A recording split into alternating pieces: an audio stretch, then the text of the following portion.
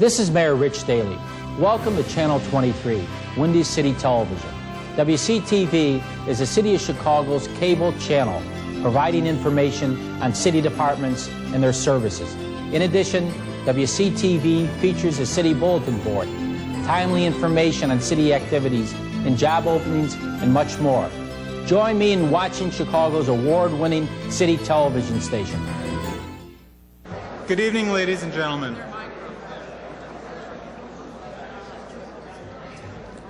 I'm Carl Rubish, Chair of the Commission on Human Relations Advisory Council on Gay and Lesbian Issues, and a member of the Board of Commissioners of the City Commission on Human Relations. On behalf of the Advisory Council on Gay and Lesbian Issues and Larry McKeon, Liaison to the Gay and Lesbian Community and Council Director, I welcome you to the 3rd Annual Chicago Gay and Lesbian Hall of Fame Induction Ceremony. Tonight,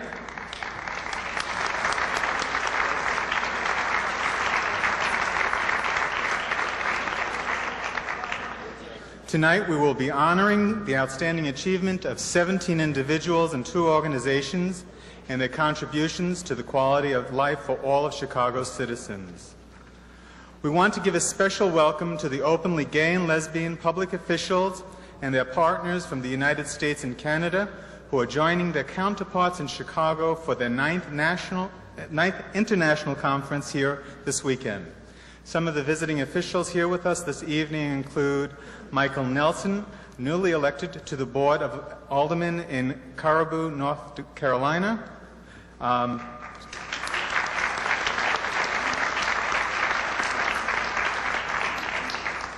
Tim Cole, a Minneapolis Civil Rights Commissioner.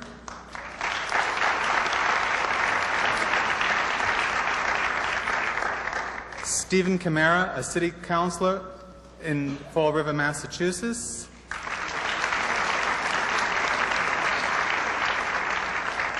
Dennis Amrick, the life partner of ex-mayor and City Council member Robert Gentry of Laguna Beach, California.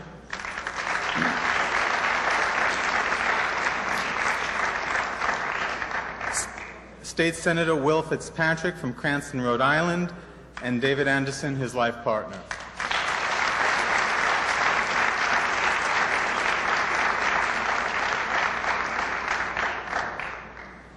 The Chicago Gay and Lesbian Hall of Fame is both a historic event and an exhibit.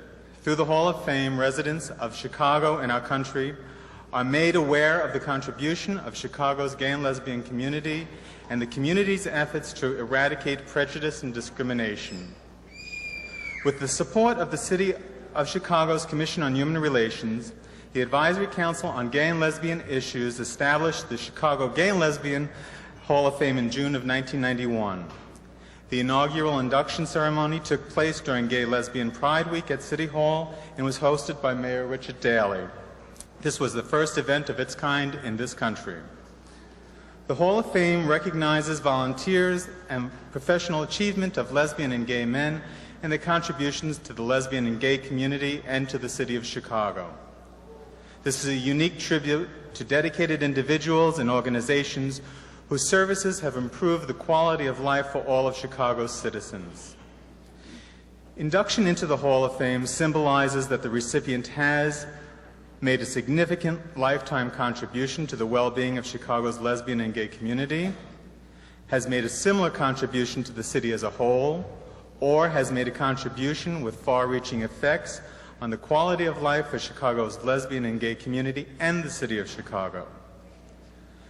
The Chicago Gay and Lesbian Hall of Fame is privately funded through generous donations from individuals, businessmen, and organizations. Staff support is provided by the Chicago Commission on Human Relations, members of the Advisory Council on Gay and Lesbian Issues, and volunteers.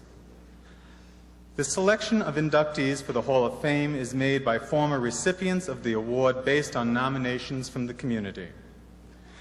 Now I would like to introduce first our signer of the evening, Mr. David Jones.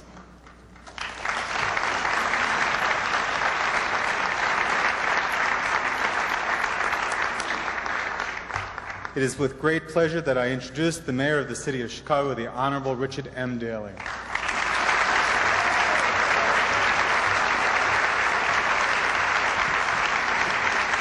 Thank you very much, Carl.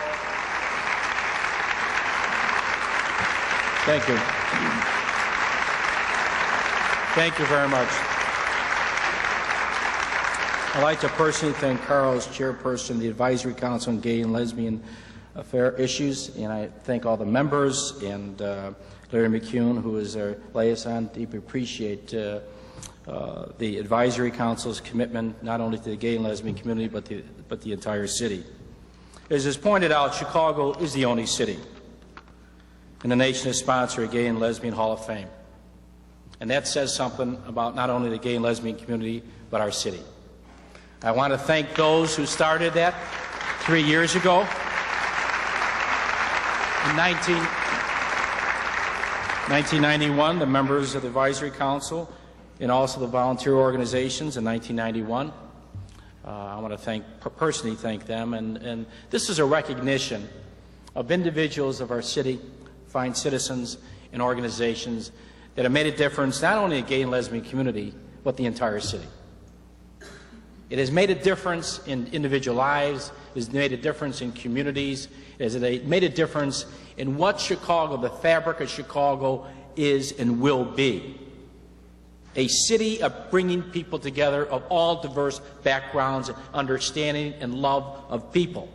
The difference is that we have done it, and we have a long way to go. And you're honoring people who have made a difference in our city. On behalf of the people of the city of Chicago as mayor, I would like to personally congratulate the individuals, the fine citizens, and the organizations that have made a difference. Your role models to make a commitment in everyone's life and in this city. So we thank you, we honor you, and your role models for all of us. God bless you.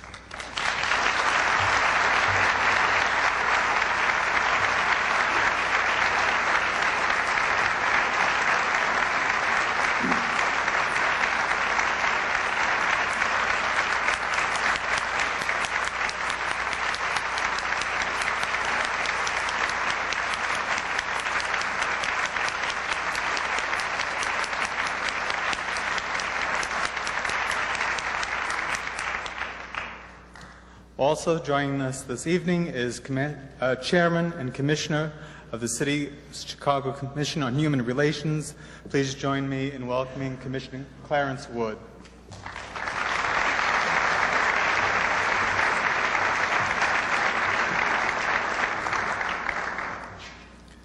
Let me first thank Carl and assure him that the public speaking that he is doing and his presence here is great. I sat next to him at the commission meeting today, and he was very nervous about this event. And I think we probably ought to give him a round of applause and let him know he's doing a good job and it's okay.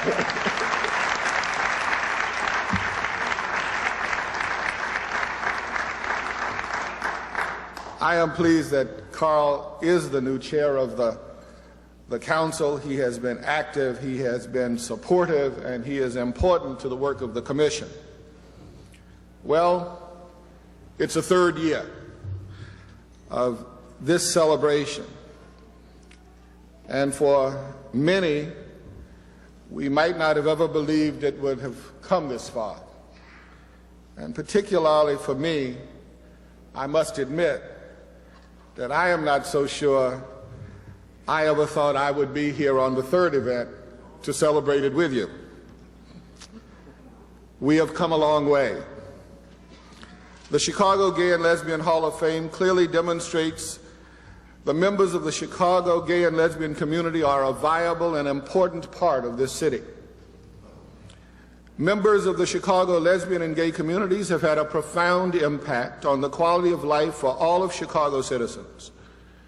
Every aspect of our city, from human rights, education, the arts and entertainment, health care, public safety, housing, business and economic development, have been impacted by that community, by this community, and I assure you that impact is felt everywhere. Members of the Chicago lesbian and gay community worked for over 2 decades to ensure the passage of the 1989 Human Rights and Fair Housing Ordinances to protect all of Chicago's citizens. And we can celebrate this year the success in the passage of a comprehensive human rights ordinance for Cook County.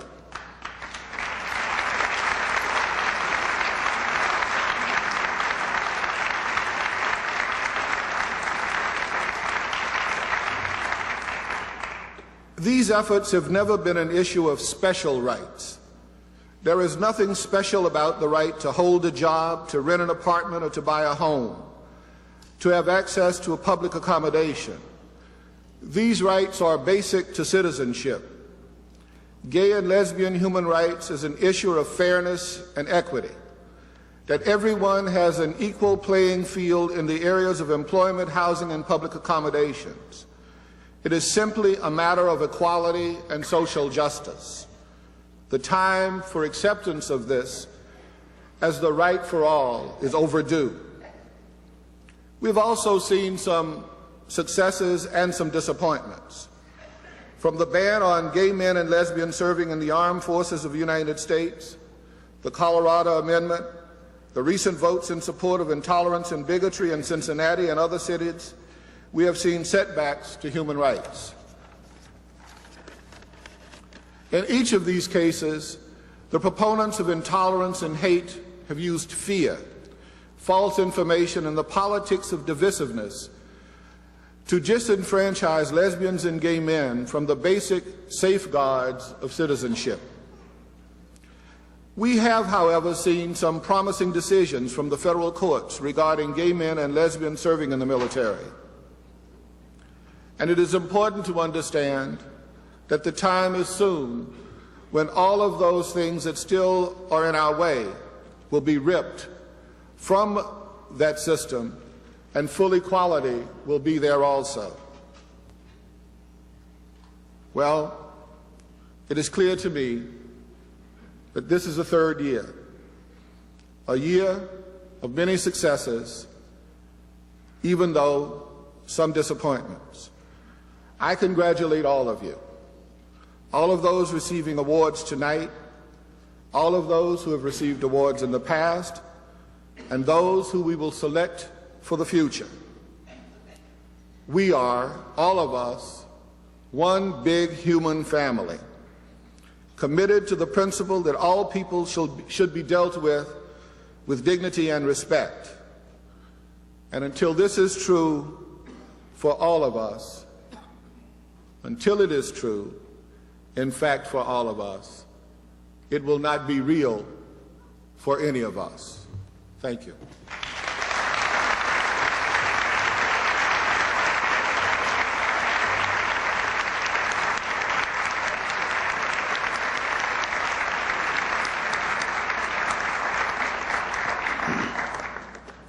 At this time, we will introduce to you the 1993 inductees to the Chicago Gay and Lesbian Hall of Fame. Assisting with the introduction are two 1992 Hall of Fame inductees, Ms. Vernita Gray and Mr. Tom Domkowski.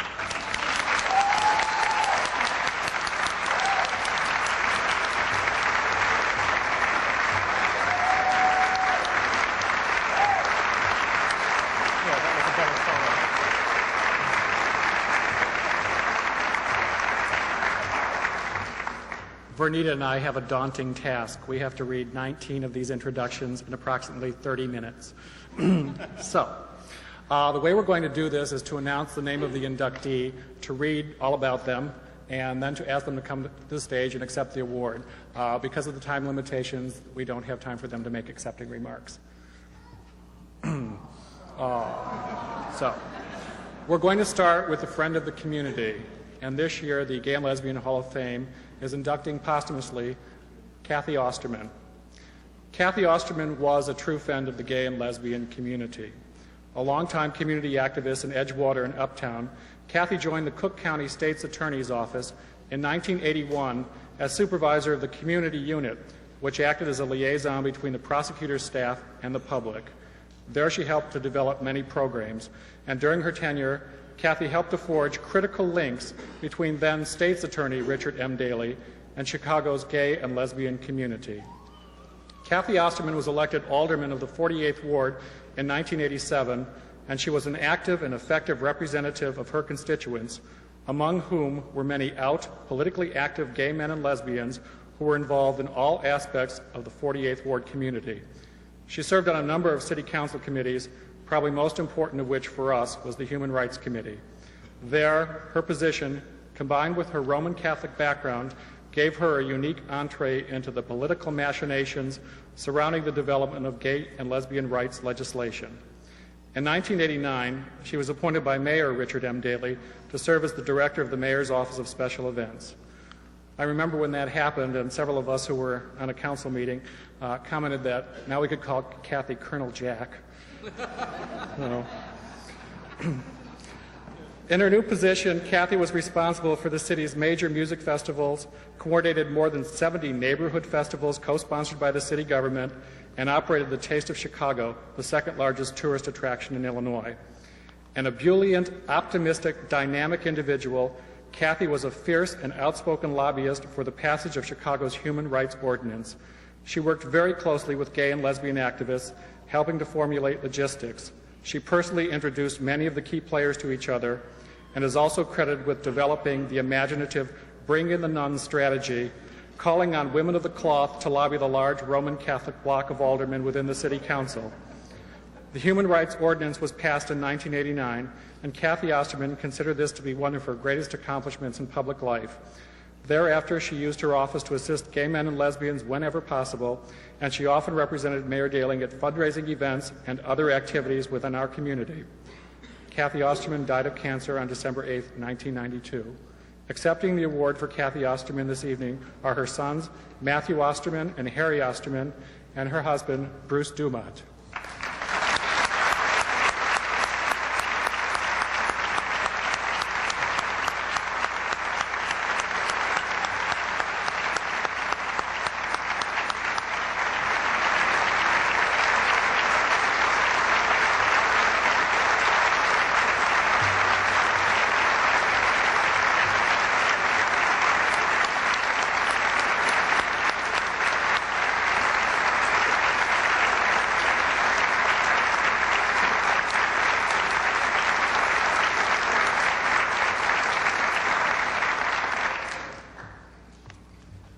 My name is Vernita, and I'm doing the presentations for the organizations this year.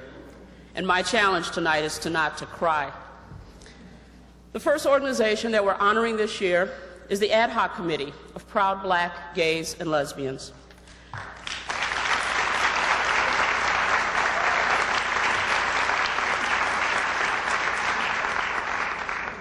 The Ad Hoc Committee of Proud Black, Lesbians, and Gays was organized in 1993 specifically to participate in the 64th annual Bud Billiken Parade, an event that is sponsored by the Chicago Defender Charities. This action was taken in memory of all black gay men and lesbians who have come before us and who have had to live their lives in the closet. For example, Langston Hughes, Lorraine Hansberry, Bayard Rustin, Audre Lorde, and James Baldwin, and countless other black, gay men, and lesbians who have contributed to the development of the African American community and culture. The Ad Hoc Committee chose to participate in the Bud Billiken Parade specifically because it is a family event, and gay men and lesbians are an important part of the African American family.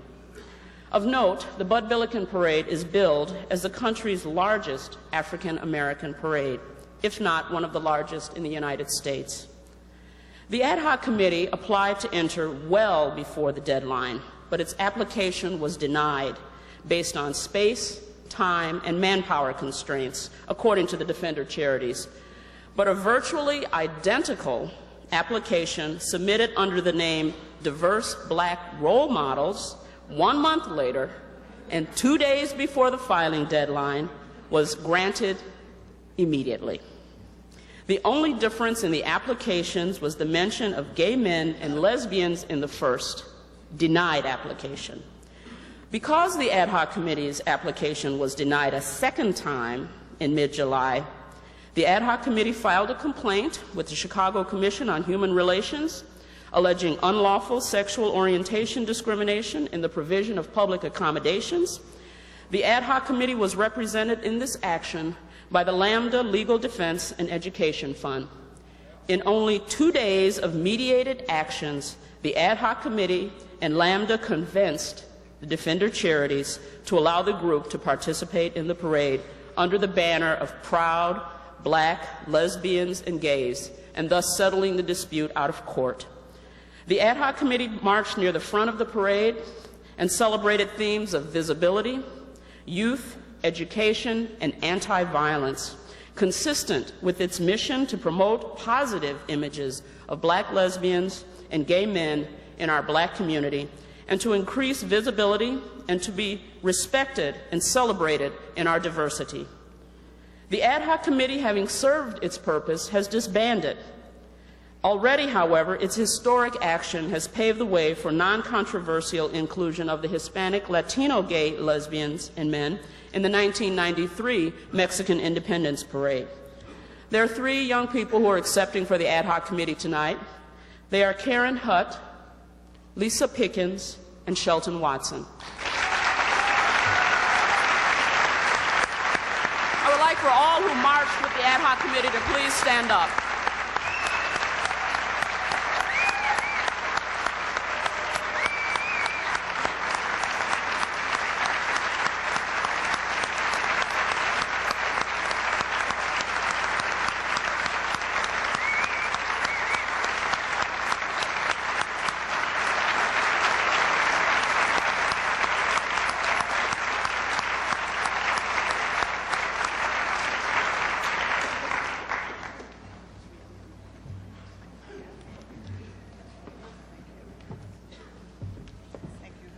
Thank you, Karen.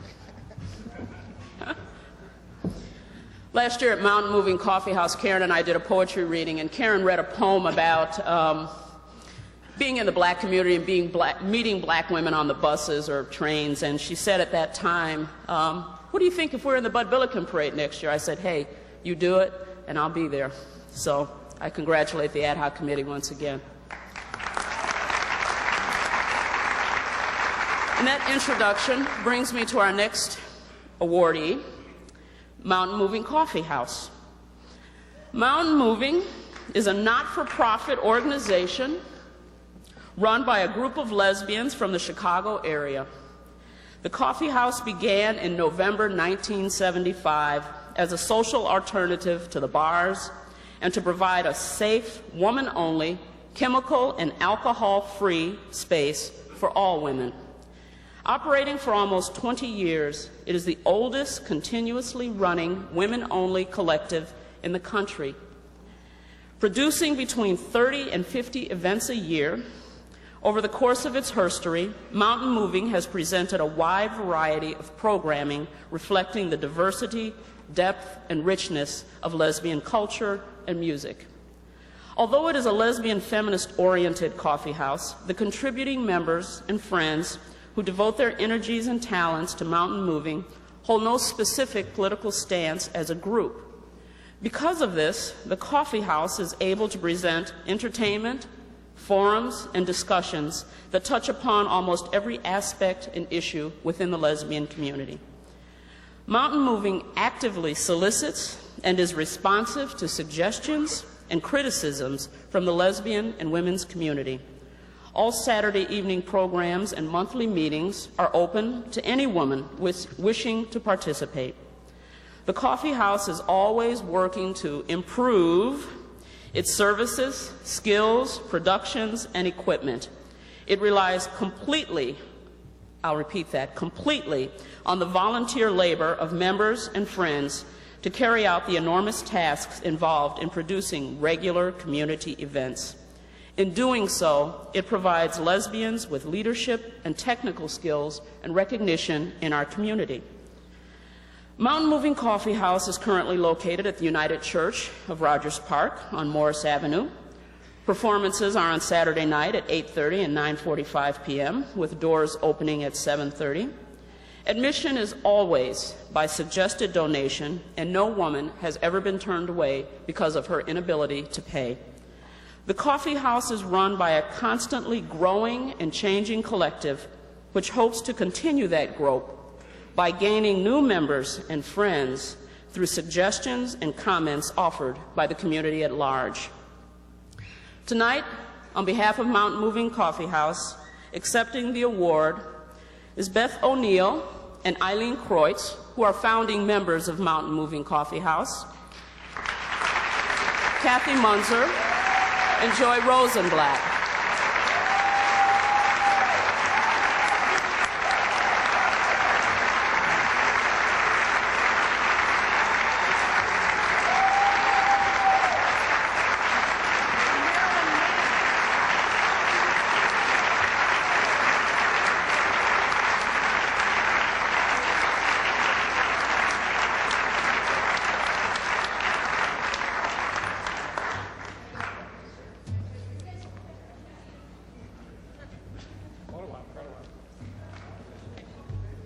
Oh, and Marilyn.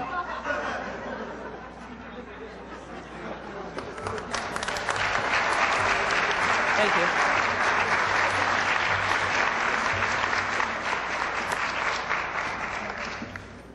Moving on to the individuals in no particular order, just so Vernita and I can alternate back and forth. We're going to start with Bruce C. Scott. Now 81 years of age and a resident of Chicago for more than 50 years, Bruce Scott played an important role in the history of gay civil rights movement at the national level and the pre-Stonewall period. A federal government employee during the McCarthy era, Bruce was one of the hundreds of gay men who lost their livelihood. But unlike most, he fought the discriminatory practices of the federal government in court.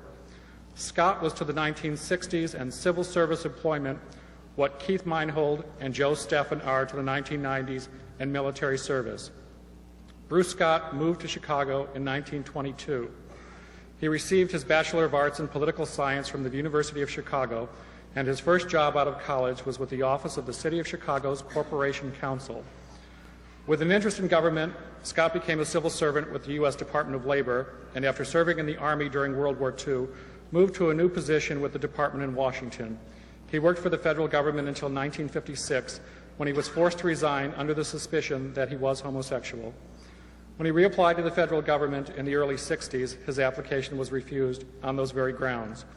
By this time, Bruce had helped to found the Mattachine Society of Washington, an early gay rights organization, which adopted an activist civil liberties agenda. Following the models of the NAACP and the ACLU, the group supported a number of discrimination cases in the courts. Bruce Scott, who served as Mattachine's vice president and secretary, was the litigant in one of the most significant such cases. In 1965, the Federal Court of Appeals in Washington ruled in Scott versus Macy that a vague charge of homosexuality was not a ground for disqualification from federal employment. When the government attempted to present more specific charges against Bruce, the Court of Appeals in 1968 again found in his favor. In 1975, having lost a number of similar cases, the Civil Service Commission was forced to suspend its discriminatory exclusion of gay men and lesbians. This policy change not only affected thousands of federal employees and contractors, it also set the standard for employment practices throughout the country. Scott left Washington and moved back to Chicago and began working for the state of Illinois, from which he retired after 20 years of service in 1985. He now resides in the Wicker Park neighborhood. I would like to thank him publicly for changing my life, because I know my name was on a list with the Internal Revenue Service in 1974. And if you hadn't done what you did, I wouldn't be here today. So I thank you, Mr. Scott.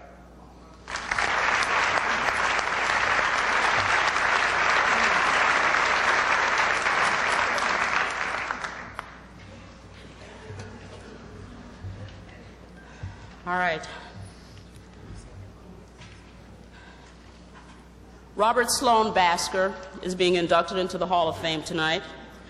Mr. Basker, though always far from rich, has selflessly given of himself for the sake of lesbians and gay males such as himself, and for the sake of oppressed groups in which he had no stake of his own. By occupation, he's an outstanding encyclopedia salesman for many years. He has literally applied his persuasiveness, creativity, and organizing skills on behalf of social change. At 75, His mind is wonderfully open to the new ideas of others and fertile with those of his own. He has persevered, despite occasional unpopularity, that happens to us all, a pinched budget, and long-standing health problems. He was born in September 1918 in New York City. He was a resident of Chicago for 14 years, between 1952 and 1966. During the early 1960s, he organized Mattachine Midwest, the first modern Chicago gay organization of its type, years before Stonewall, encouraging pride and self-esteem in our community. This was a pioneering step in Chicago, paving the way for dozens of subsequent gay committees, clubs, and coalitions.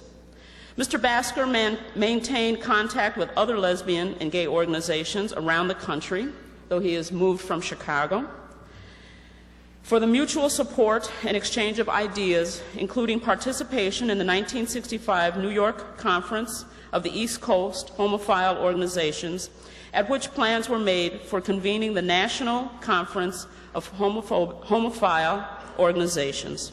He has traveled the length and breadth of Illinois in public forums, speaking on the matter of freedom of residence on behalf primarily of African Americans.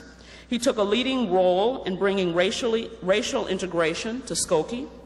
Among his other affiliations during his Chicago residency were the Illinois Committee for Freedom of Residence, the North Suburban Urban League, the American Friends Service Committee, and the Illinois-Wisconsin Friends Committee on Legislation. After leaving Chicago, Mr. Basker moved to Miami, Florida, where he has helped to organize that city's first metropolitan community church, the Miami Gay Activists Alliance, and the Gay Community Seniors of South Florida. In 1976, he convened 11 gay and lesbian groups to create the Dade County Coalition for the Humanistic Rights of Gays. He lobbied for and got passed an ordinance forbidding discrimination on sexual orientation. He now resides in San Francisco and continues to be active in the gay community. Mr. Robert Basker.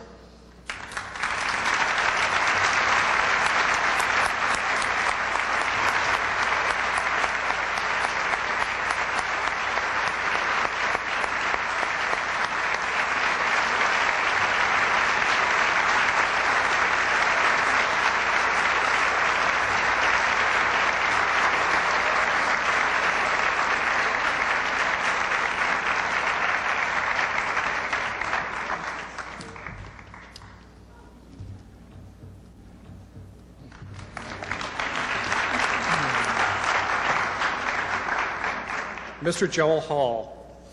A native of Chicago, in 1974, Joel Hall co-founded the Chicago City Theater Company. This unique performing arts organization includes the Chicago City Theater, the Joel Hall Dancers, and the Joel Hall Dance Studios. He is the artistic director and principal choreographer to his own dance company and director and chief instructor for his training studio. During the past 19 years, Joel has achieved an international reputation for his dance company and has won acclaim as a choreographer whose work, though based in his unique Chicago jazz style, expresses a rich dance vocabulary embracing classical and modern idioms as well. Under his leadership, the Joel Hall Dancers has presented 3 seasons at the prestigious Joyce Theater in New York City and has made 9 European tours since the company's international debut at Glasgow's Mayfest in 1985. As a Chicago-based artist, one of Hall's primary missions has been to present the choreography of both world-renowned and lesser-known Chicago-reared dance artists. As a result, the Joel Hall Dancers has premiered ballets by such acclaimed artists as Paul Sansardo and Tally Beattie, while giving prominence to such newer choreographers as Lynn Blom and Laurie Sanza. Hall has created ballets for Maria Tall Chief Passion's Chicago City Ballet, the Zenon Dance Company in Minneapolis, and Ballet Tennessee in Chattanooga. For the Chicago Opera Theater, he choreographed Bizet's The Pearl Fishers. He also choreographed the Goldie Hawn film Wildcats, as well as Pegasus Players' 50th anniversary presentation of Duke Ellington's only musical, Jump for Joy. Joel Hall has earned international recognition as an outstanding teacher of jazz dance and has instructed master classes and presented workshops at several American colleges as well as throughout Great Britain. Hall has created more than 40 ballets for his own company, and he is noted in 2 major books on contemporary dance arts. We are pleased to welcome into the Gay and Lesbian Hall of Fame, Mr. Joel Hall.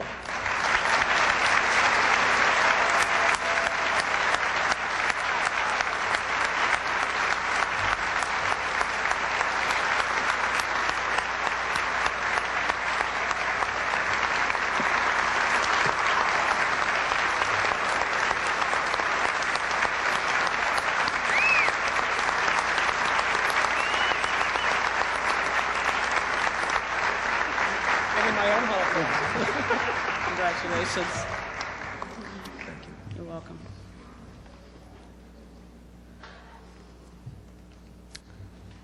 The next award will be presented to Dr. E. Kitch Childs.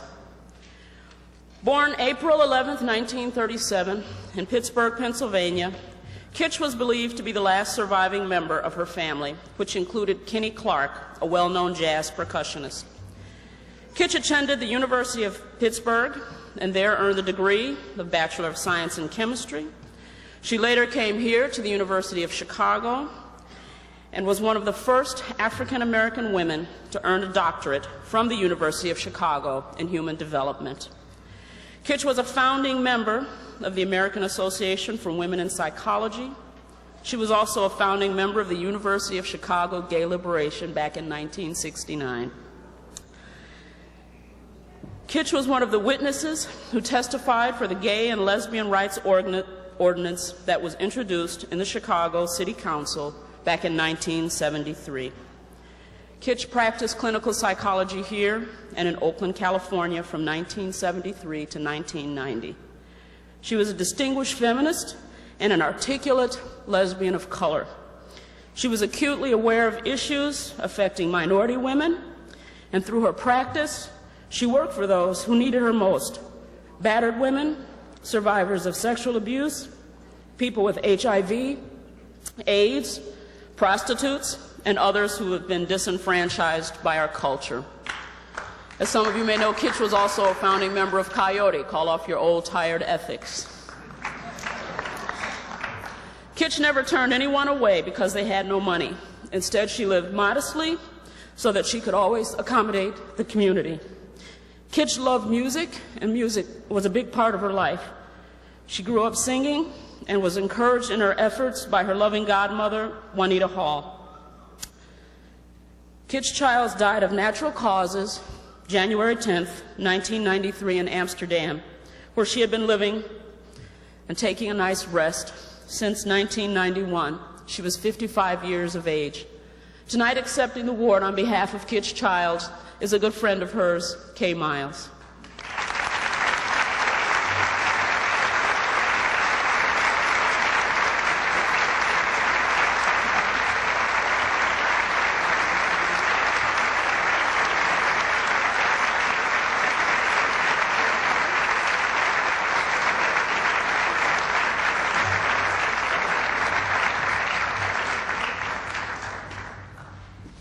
Mr. Richard Guerin.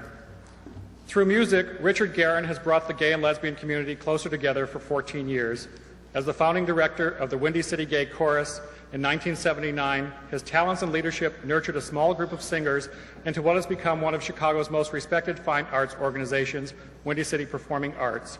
It's a not-for-profit organization that exists to create, nurture, and maintain performing arts ensembles of the highest level of artistic quality for the purpose of engendering gay and lesbian pride. In addition to the Windy City Gay Chorus, this cultural umbrella also covers the Windy City Slickers and Unison, Windy City lesbian and gay singers. Throughout 14 years, Garrin and the Windy City Gay Chorus have entertained the gay and lesbian community, as well as Chicago's community at large, with holiday concerts, pops performances, classical recitals, in venues ranging from Orchestra Hall to the Chicago Theater, and before audiences that have included the Chicago Consular Corps and HIV/AIDS patients. They have performed for the inauguration of Richard M. Daley, appeared with jazz great Diane Shure, and produced several compact disc recordings. Through their activities, Garrin has provided music, conducted and presented programs for the Mayor's Holiday Party at the Art Institute, the Howard Brown Health Center Annual Dinner, the AIDS Foundation of Chicago's Not Just Song and Dance, DIFA's Heartstrings, the AIDS Walk Chicago, the Names Project Memorial Quilt, and so on and so on and so on. This high degree of visibility within both the gay and lesbian community and the larger community has allowed Richard Guerin and the Windy City Gay Chorus to serve as our cultural ambassadors, bringing Chicago considerable pride. Richard has also served on the Illinois Arts Council, and he has been a member of the Gala Board of Directors. He also volunteers for the Speakers Bureau of Horizons Community Services and the Oak Park Gay and Lesbian Association. We're proud to present to you Mr. Richard Guerin.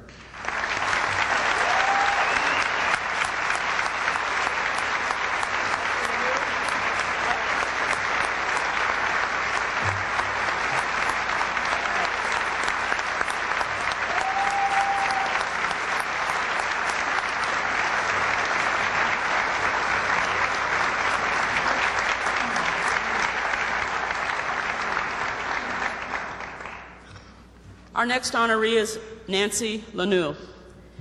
Nancy's work in the anti-violence movement for 20 years has had an impact on the lesbian and gay community in Chicago, in New York, and across the country. She began her professional career as a reporter for the New York Post and the Reader's Digest Press. But by 1979, she had turned her full attention to the area of martial arts. She founded the Safety Fitness Exchange, New York City's first community-based organization specializing in women's self-defense and rape prevention. In January 1984, Nancy Lanew moved to Chicago with her partner, Jeanette Pappas, with the goal of purchasing a building in which to open a gym and self-defense training center for women. The two women spent their first year here establishing connections, looking for a suitable location, and laying the groundwork for the Chicago Women's Gym. Opened at 1212 West Belmont in August 1985. Their business became known as one of the very few gathering places outside of the bars and the coffee house for lesbians. In the years that followed, Lanew battled breast cancer, and both women dealt with Pappas cancer, something which led to the closing of the Women's Gym during the summer of 1989, as they both pursued treatments for Pappas's condition. Pappas died in October 1989, but not before breaking the silence in Chicago's lesbian community surrounding cancer. Lanew carried on the message that Pappas voiced, providing information and support to the newly diagnosed women. During the spring of 1990, about 6 months after Pappas' death, Lanew and Sarah Ludden opened 1,000 Waves as a martial arts and self-defense training center for women and children. Continuing to make herself available to women with cancer, Lanew realized that many more women were approaching her for information and support. In October 1990, Lanew was the impetus behind the first gathering of lesbians in Chicago concerned about cancer. And after several meetings, the Lesbian Community Cancer Project was created. Armed with Lanew's personal experience and nitty-gritty practical approach to the issues facing women with cancer, Lesbian Community Cancer Project services were defined and initiated. One-on-one buddy support from a woman who has herself dealt with the disease and who can provide information not readily available from the medical establishment. A support group for women with cancer or cancer histories, direct practical support, and massage therapy. Although the scope of support and educational services have expanded, they represent Nancy's empowering approach to confronting cancer. She is a 4th-degree black belt and holds the degree of Master of Arts in International Affairs. She is also a 6-year survivor of breast cancer and the board president of the Lesbian Community Cancer Project. Tonight, in the gay and lesbian community and in Chicago, we honor Nancy Lanew.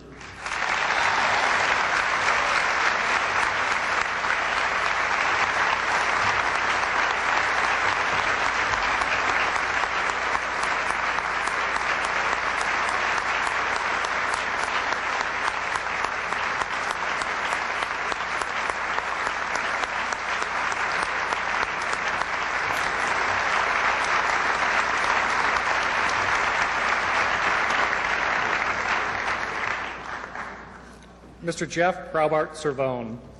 A resident of Chicago for 20 years, he is the chief engineer in design and implementation of the world's 2 top-selling computer text editors.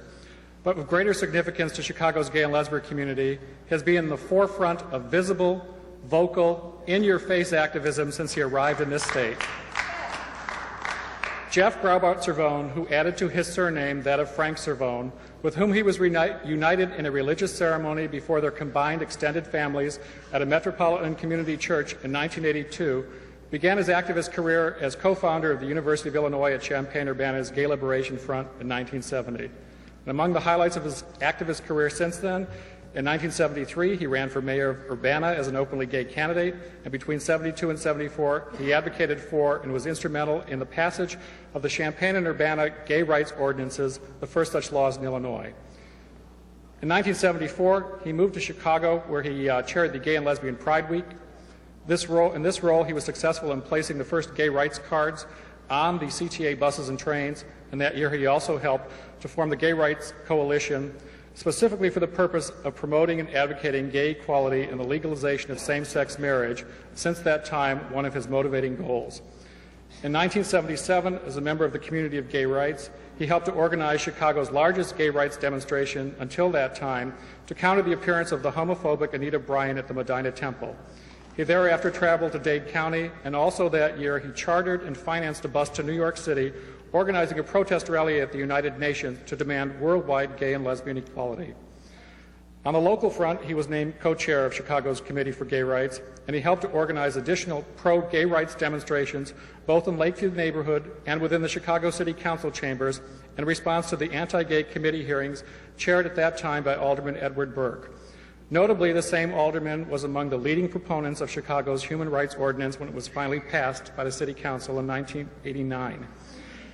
In 1990, Jeff Graubart Cervone was instrumental in forming Chicago Citizens for Gay Action, still advocating for same-sex marriage, and also recognizing financially the work of out-front gay and lesbian activists. We're proud to welcome to the Hall of Fame Mr. Jeff Graubart Cervone.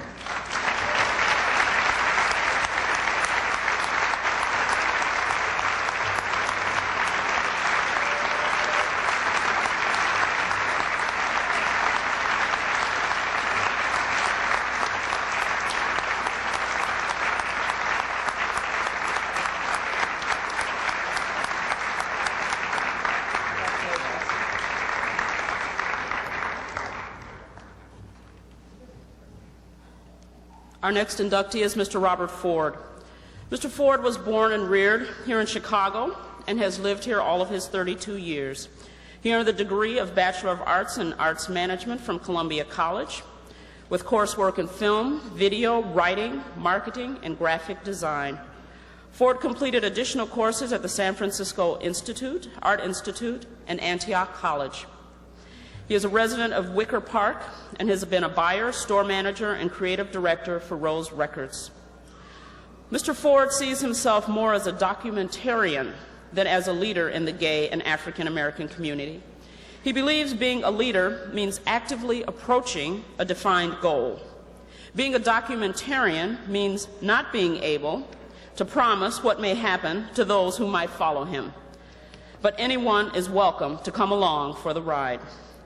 Between 1989 and 1993, Mr. Ford, as publisher of Thing, introduced to Chicago a unique forum for Black and gay people to celebrate and document our voices, lives, loves, aesthetics, culture, and humor in his zine, Thing. Thing was produced on a quarterly basis and afforded many young writers an opportunity to present their views and ideas to a wide audience that included their queer peers, as well as the more conservative elements of the diverse gay and lesbian community, both locally and nationally. Mr. Ford has selflessly used and continues to use his own resources in his work and has become a role model for a new generation. His accessibility, encouragement, advice, and support have made him a hero to many young Black, gay men, and lesbians. Mr. Robert Ford.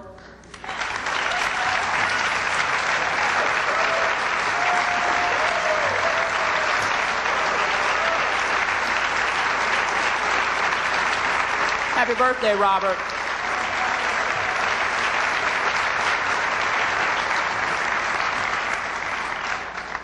Ms. Linda S. Rodgers.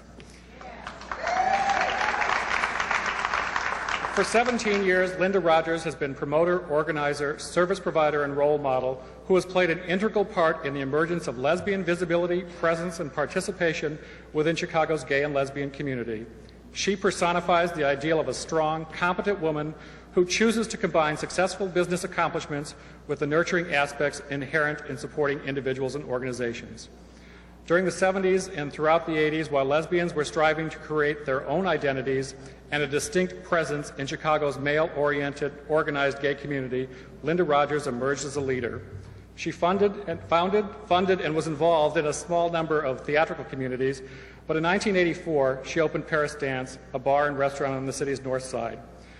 Rodgers' business became a popular location for entertainment and social interaction, as well as a safe space where lesbians and other women could meet to discuss such issues of importance to them, call for action, strategize, and raise funds to support the causes with which they were involved. Since then, Paris Dance has served as a locale for numerous political forums and benefits, including one during the 1999 mayoral election, and they have involved such notably pro-gay community candidates as Louis Gutierrez, Ron Sable, Dawn Clark-Netsch, and Carol Mosley Brown. Additionally, Rodgers' businesses hosted the first 3 women's brunches for Impact Chicago's Gay and Lesbian Political Action Committee. She has also helped to raise funds for Sarah's Circle, a drop-in center and shelter for homeless women in Uptown, and also the Lesbian Community Cancer Project. Linda, you've also been involved in organizations that run the gamut from the Chicago Women's Age Project to the Pink Angels, Test Positive Aware, Chicago House, the Gerber Hart Library, and on and on. It's all in your biography and the program. I'm thrilled that you were my co-chair 2 years ago when Agley established the Hall of Fame, and I'm very thrilled to be the one to welcome you into Chicago's Gay and Lesbian Hall of Fame. Ladies and gentlemen, Miss Linda Rodgers.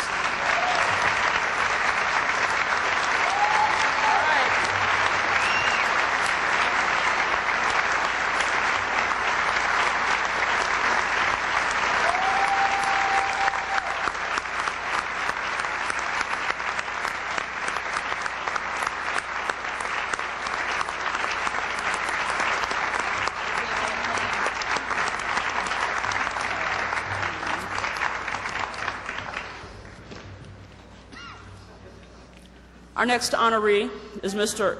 Al Wardell. All right. Al Wardell was born in Gary, Indiana. And from 1969 through 1988, he was a teacher here in Chicago in the Chicago public school system. Mr. Wardell has made a concerted effort to work for primarily only one organization, the Illinois Gay and Lesbian Task Force, known as IGLTF, during most of his 1978 and 90 career as an activist. Additionally, he was executive director of the Frank Rhodey Fund from August 1990 through December 1991. Al Wardell joined IGLTF in 1978, 4 years after its founding. At his second meeting, he was drafted to fill the vacant position of secretary. Thereafter, he was an officer and board member for 12 years. He was a part of every IGLTF project during those years. In 1978, he worked to stop the media from referring to mass murderer John Wayne Gacy's deeds as homosexual murders. The next year, he worked on testimony. All right. He worked on testimony for Chicago City Council committee hearings on a gay and lesbian rights ordinance. In 1980, he persuaded the Chicago Police Academy to begin seminars on the gay and lesbian community as part of cadet training. Over the years, Mr. Wardell has personally conducted many of these trainings. Mr. Wardell has been the recipient of the Independent Voters of Illinois Independent Precinct Organization's Glenn Sudbury Award and IGLTF's Human Rights Achievement Award. He was named Pulitzer Learner Newspaper Citizen of the Year in 1989 and was also inducted into the Gay Chicago Magazine Awards Hall of Fame. In 1991, Mr. Wardell was honored again by Gay Chicago Magazine, this time for his work with the Frank M. Rhodey Fund. In 1992, he was the second Chicagoan to win the prestigious Stonewall Award presented by the Paul Anderson Prize Foundation for his years of work in bettering the quality of life for gay men and lesbians. And tonight we honor him once again. Mr. Al Wardell.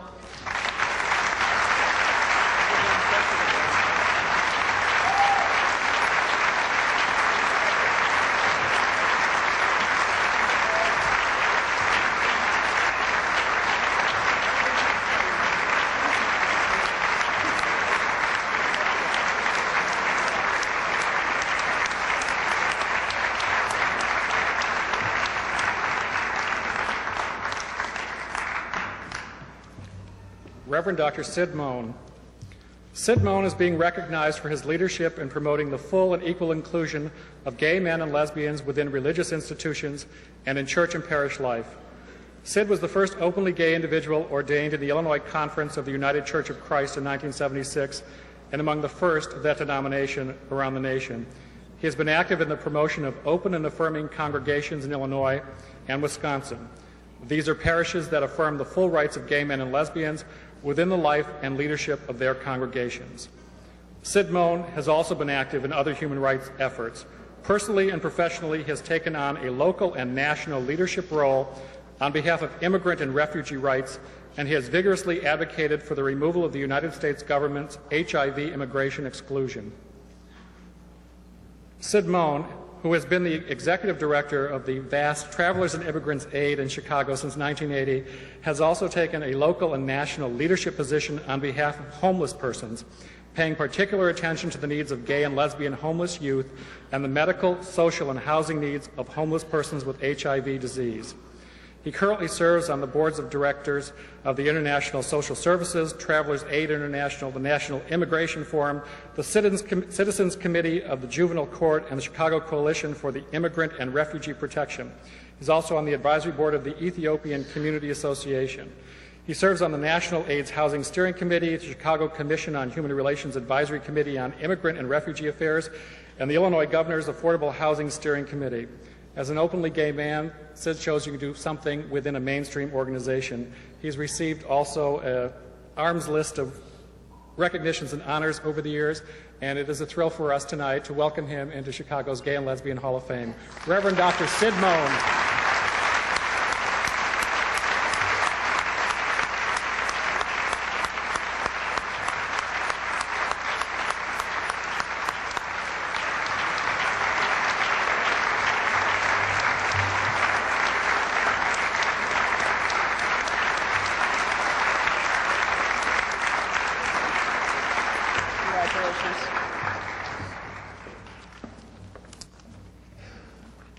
For many gay and lesbian Chicagoans, Richard Pfeiffer is synonymous with Pride Chicago.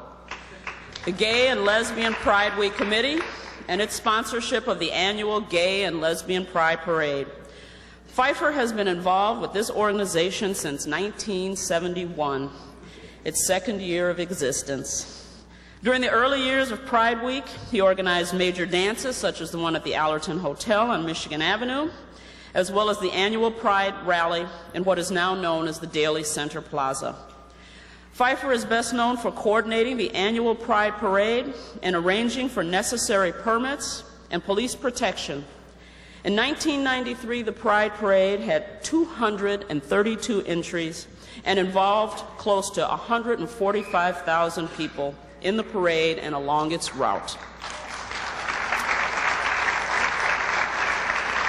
Pfeiffer became a member of the Chicago Gay Alliance in 1971 and was among the volunteers who staffed the city's first gay community center, that house on Elm Street. He also coordinated the center's Speakers Service Bureau and later served as president. In 1985, Mayor Harold Washington appointed Rich Pfeiffer as a founding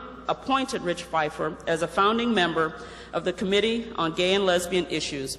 He was reappointed by Mayor Richard M. Daley, and he continues to serve on the reconstituted Advisory Council on Gay and Lesbian Issues. Rich Pfeiffer is a real estate sales associate by profession, and throughout his 22 years of community involvement, he has maintained a long-term relationship with his life partner, Tim Fry. Mr. Pfeiffer?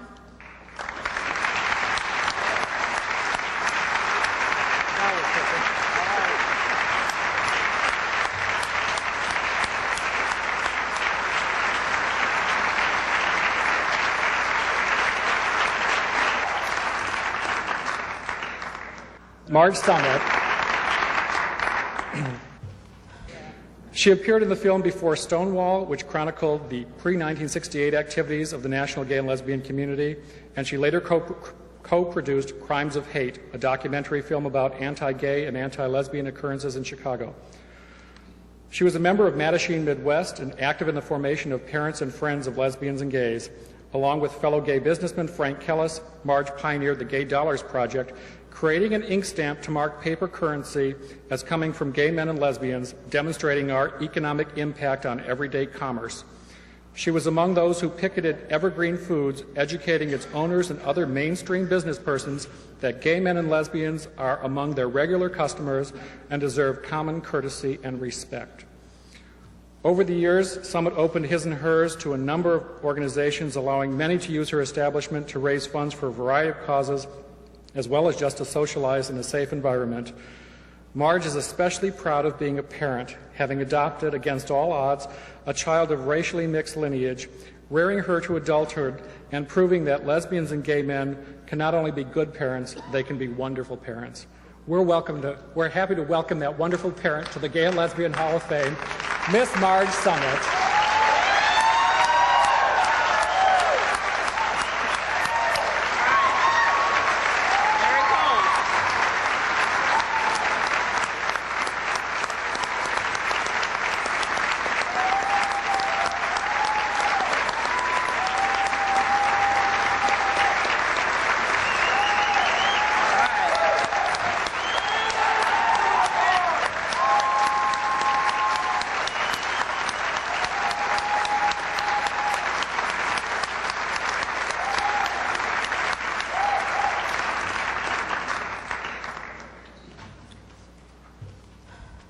Our next award is being presented to Mr. Gerald Cohn posthumously. Mr. Cohn was a lifelong resident of Chicago. Jerry contributed his unique talents to developing a variety of businesses and organizations over a 22-year period.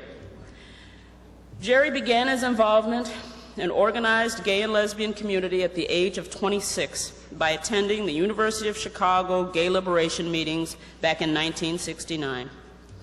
A North Side group soon began called Chicago Gay Liberation. Mr. Cohen participated in many of this group's activities, and in 1970, he was among the 200 or so of us pioneers who took part in Chicago's first Gay Pride March from Bughouse Square. By 1971, he had become a co-founder and treasurer of Chicago Gay Alliance, and while walking his dog, he happened upon a house for rent at 171 West Elm Street. That house became this city's first gay community center. Mr. Cohn was also instrumental in helping to organize Chicago's first Gay Pride Week in 1971. He drove the lead car in that first formal parade. Diagnosed as HIV positive in 1984, Gerald Cohn maintained active involvement with few visible signs of illness until 1988. Tonight, receiving the award for Mr. Cohen is his partner, Alan Amberg. Jerry Cohen died from complications of HIV infection on November 26, 1991. Mr. Amberg.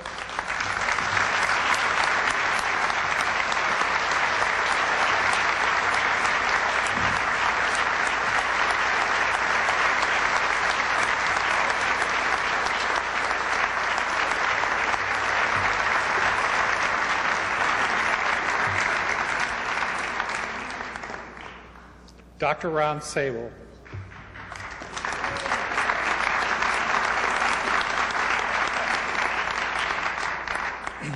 Ron Sable has been in the forefront of health and civil rights activism in Chicago since the mid-1970s, when he first began working as an openly gay physician at Cook County Hospital. Previously, he was a medic in Vietnam for 13 months.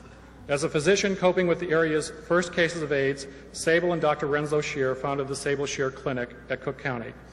Ron and Renslow helped to found the AIDS Foundation of Chicago to raise funds and coordinate provision of services for people living with AIDS.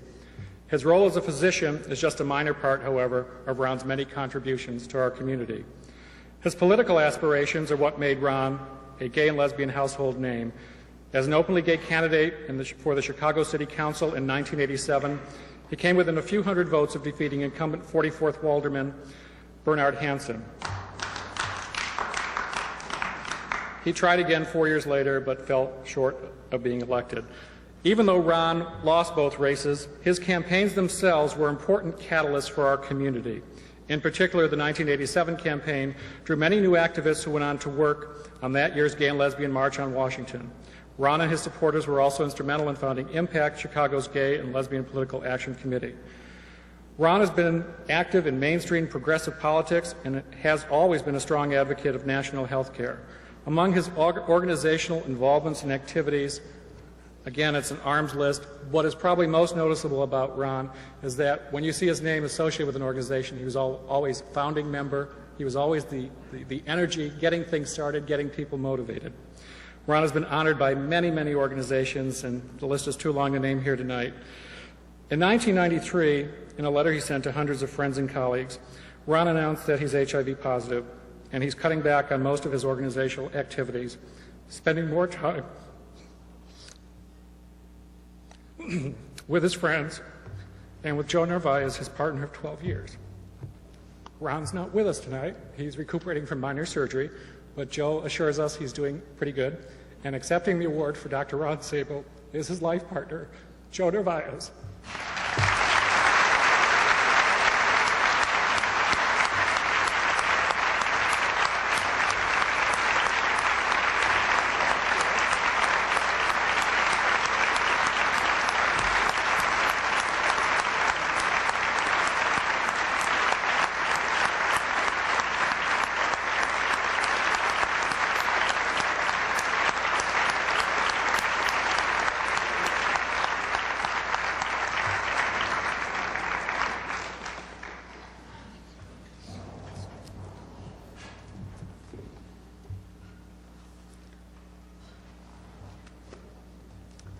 Our next inductee is Joanne Trapani.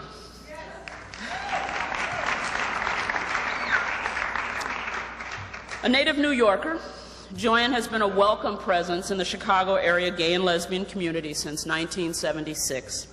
She began her activism in New York shortly after the Stonewall Revolution. Joanne was an early member of New York City's Gay Activist Alliance. She became a member of the board of directors of the Mattachine Society of New York, and was a founding member of the Lesbian Feminist Liberation and a member of the Manhattan Women's Political Caucus. Through this involvement, she gained hands-on experience in political lobbying, advocating on behalf of sodomy law repeal in the New York State Legislature and the local human rights ordinance in the New York City Council. For many years, Joanne has served as a female co-chairperson of the Illinois Gay and Lesbian Task Force.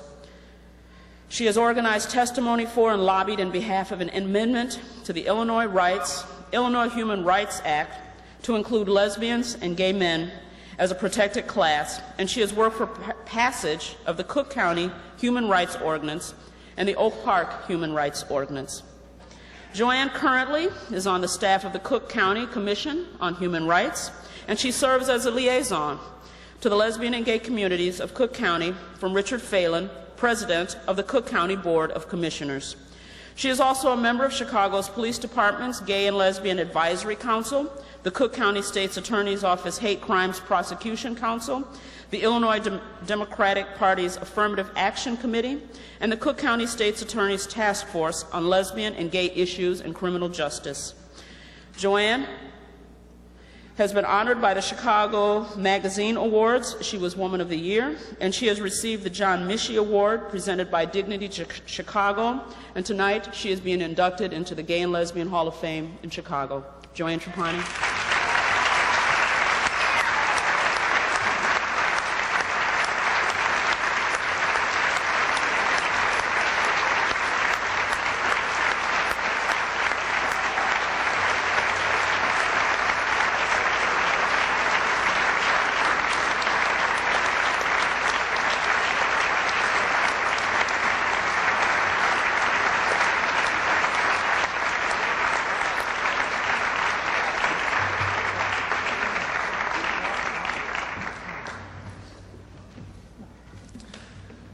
Please join me in thanking Vernita Gray and Tom Domikowski for their assistance in presenting the awards.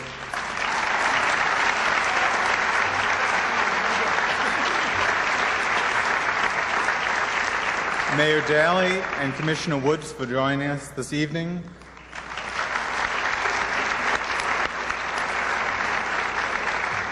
And the family and friends of the 1993 inductees to the Chicago Gay and Lesbian Hall of Fame. Please take time to personally congratulate and thank each of the inductees for their contributions. Thank you for joining us this evening.